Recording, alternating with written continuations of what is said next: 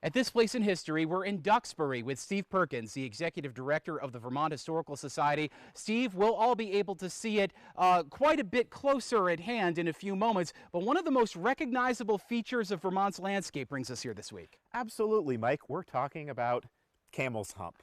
Around one side, the Winooski River really kind of cut it out and separated it from Mount Mansfield. And then the south side was cut by the glaciers. Where the name is concerned, the Abenaki do not call it Camel's Hump. What do they call it, and where might that name have come from? Esso, wadso. And so please excuse my pronunciation, but wadso means mountain. And the first part of that can be loosely interpreted as a place to rest or resting point. It's an iconic view, and certainly with the Winooski River being a main thoroughfare, a place to rest. The next name was from Samuel de Champlain. He did not see a camel's hump. Instead, he saw le lion couchant, the lion resting would be the English translation of that. Camel's hump came later, late 18th century, and even some people like Ira Allen, rather than calling it camel's hump, he called it camel's rump. By the end of the 19th century, we're talking Victorians, if people want to think about them, started to think about leisure time activities, and one of those activities was going into the mountains. Carriage roads were built up Mount Mansfield, and they also attempted to build some carriage roads up the side of Camel's Hump. And they couldn't, it's steep. They couldn't quite make it to the top, but they then created bridle paths and built a hotel near the top of Camel's Hump. And that was a going concern for the 1860s. It eventually burned, and the idea of commercializing access, especially to Camel's Hump, kind of went away. But eventually it just became a wilderness. I mean, it was logged like every other part of Vermont was.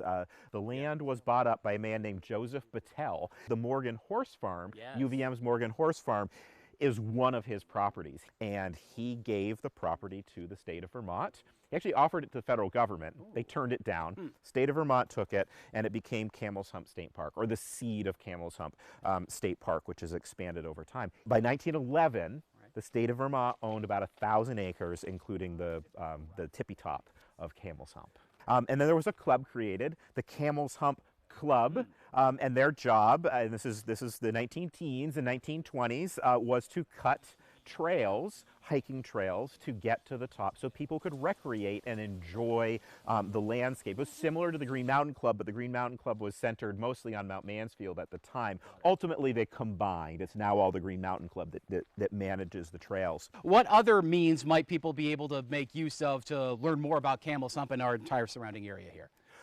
Well, come visit us, Mike. We've got a lot of publications talking about the history of Camel's Hump in our archives, but Camel's Hump is so distinctive that it is often used as shorthand to say, you're in Vermont. We've got a great painting of D.P. Thompson. We talked about him in the past. He wrote the book, The Green Mountain Boys, that set off this whole Ethan Allen craze. But in his formal portrait, he placed Camel's Hump in the background. Camel's Hump is on the Vermont State Quarter, the Vermont state flag. Within that seal in the middle, there are two mountains in the background, Mount Mansfield and Camel's Hump. Almost as iconic in its own way as the Old Man of the Mountain might have been for New Hampshire once upon a time. Certainly, yes, it's a good analogy. A distinctive mountain resting place at this place in history.